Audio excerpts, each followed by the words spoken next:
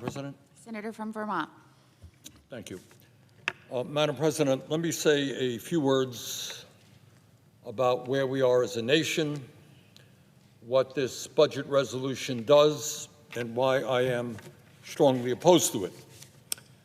Madam President, as you may know, we have more income and wealth inequality in our country today than we have ever had in the history of America. 3 people on top own more wealth than the bottom half of American society. Top 1% owns more wealth than the bottom 90%. CEOs now make about 300 times more than their workers. In other words, the very rich becoming much richer, and working families are struggling. So what does this budget resolution do to address this very serious crisis? Does it help working people? Does it help low-income people? No, not really. It actually makes income and wealth inequality much worse by providing massive tax breaks to the billionaires and the richest people in this country, driving up the national debt, and making those on top very, very happy. Madam President, in America today, the richest country in the history of the world, we have 60% of our people living paycheck to paycheck, struggling every week to put food on the table, to pay the rent, to deal with child care, to take care with health care. Madam President, real wages, real inflation accounted for wages for the average American worker have been stagnant for the last 50 years, despite a huge increase in worker productivity. And today, all across this country, you have workers working for 11, 12, 13 bucks an hour, working for starvation wages. Some of them are actually sleeping in their cars. Now, how does this budget resolution address the crises facing working families? Well, at a time when many workers are struggling to find affordable housing, what this budget will do is cut back on housing programs, making it harder for working people to get decent housing. It will cut funding for low-income and affordable housing. So it makes life more difficult for millions of working families. Madam President, at a time when 22% of our seniors are trying to survive on less than $15,000 a year, and that's really quite shocking. It's something we don't talk about, something that we don't deal with here in Congress. Can you imagine a senior citizen trying to survive on $15,000 a year when seniors need additional health care, when seniors need to keep their homes warmer? They have all kinds of issues trying to get by on $15,000 a year. 22% of seniors are in that position. Half of seniors are trying to get by on $30,000 a year or less. So how does this legislation, this budget, help seniors? What does it do for seniors? Well, it makes it a bad situation much worse. This legislation, this budget, will make it much harder for seniors to receive the care they desperately need in nursing homes. In Vermont, and I expect in most states in this country, we have a major nursing home crisis. Nursing homes are shutting down. Harder and harder for people to get into nursing homes. Well, when you cut Medicaid by $880 billion, you're going to make it much, much harder for seniors to access nursing homes, because 2 out of 3 seniors are dependent upon Medicaid to get into nursing homes. This legislation would also cut back on nutrition programs for seniors at a time when many seniors are having a hard time affording the food that they need. And maybe worst of all, at a moment when Mr. Musk and his billionaire friends are laying off thousands of workers at the Social Security Administration, closing down Social Security offices all over the country, making it harder for people with disabilities and older people to get the benefits that they have paid into for their whole lives, this bill does nothing to address that crisis. Madam President, we right now, embarrassingly, have the highest rate of childhood poverty of almost any major country on earth.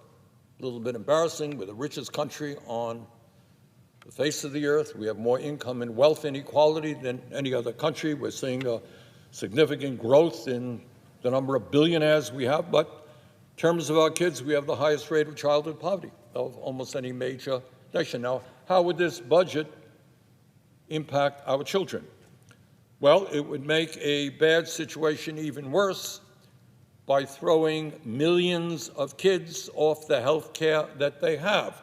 That's what happens when you cut Medicaid by hundreds and hundreds of billions of dollars. This budget would cut nutrition programs that 1 out of every 5 children depend upon. Amazingly, sadly, in America, a lot of kids go to school hungry, and this legislation would cut nutrition programs. Furthermore, for working families, this legislation would do nothing to address the outrageously high cost of child care in America. And, by the way, it would make devastating cuts to education, I think significantly in working-class communities. Madam President, it is no secret to anybody that our current health care system is far and away the most expensive in the world. We spend about twice as much per capita on health care as almost any other nation. Most Americans understand and deal with the reality every day that our health care system is dysfunctional. It takes forever to get a deal with the insurance companies and get your claims processed. It is extremely cruel. A significant number of people who are struggling with cancer end up going bankrupt because they cannot afford the outrageous cost of the hospital care that they have received. So what does this budget do to address our broken and dysfunctional health care system? Well, hard to believe, but it makes a terrible situation even worse. By cutting Medicaid by up to $880 billion, this legislation could force as many as 36 million Americans off the health care that they currently have. Now, right now, we've got 85 million Americans who are uninsured or underinsured. That number would soar. So, low-income working people don't have a lot of money. What happens when they get sick? We lose 60,000 people a year right now, despite Medicaid, who don't go to a doctor when they should because they can't afford to. This budget would make that situation much, much worse. And at a time when we have a massive crisis in primary health care, not enough doctors, not enough nurses, not enough mental health counselors, not enough primary care facilities where people can get into a doctor when they need, by cutting Medicaid, this legislation would make access to community health centers, something that I've worked on for a very long time, make it harder for people to access community health centers because community health centers are highly dependent on Medicaid for their funding. Madam President, virtually every scientist who has studied the issue has made it clear that climate change is an existential threat to our planet. And I understand that the current President of the United States thinks that it is a hoax originating in China, but that is not what 99.5% of the scientists who study the issue believe. And as we look around and see year after year becoming warmer, the last 10 years, warmest on record, when we see the terrible flooding and drought and extreme weather disturbances taking place in our country and all over the world, the American people understand that climate change is all too real and is having devastating impacts on our lives. So, what does this legislation do to address the extraordinary crisis that we face in terms of climate change? Well, hard to believe, but it makes a bad situation even worse by opening up vast swaths of public land to big oil companies so they can drill, baby, drill. And it opens up public lands to more and more oil companies. Brilliant. We face an existential threat, and this legislation makes that threat even worse. Well, it seems to me, Madam President, that instead of passing this absurd budget proposal, we should move in exactly the opposite direction that this proposal takes us. Instead of making life more difficult for the working class of our country, instead of rewarding the billionaire campaign contributors who fund many, many campaigns around here, maybe, just maybe, we should represent the needs of our constituents, the working families of this country. And one of the ways that we could do it is by raising the minimum wage to a living wage. I know that is around here a very radical idea. Imagine that. We raise the minimum wage, which is today at the federal level $7.25 an hour. So we're going to be offering an amendment to raise the minimum wage to a living wage, $17 an hour. And maybe instead of making it harder for working families to find affordable housing, maybe, just maybe, we should build millions of units of low-income affordable housing. Maybe, just maybe, instead of making it harder for families to access child care, we should make it easier and more affordable. And maybe instead of cutting Medicaid by $880 billion, maybe instead of doing that, we should do what virtually every other major nation on earth does, and that is understand that health care is a human right, that every man, woman, and child is entitled to health care as a human being. And we can do that by passing a Medicare for All single-payer program. The function of a health care system should not be to make the insurance companies and the drug companies much wealthier.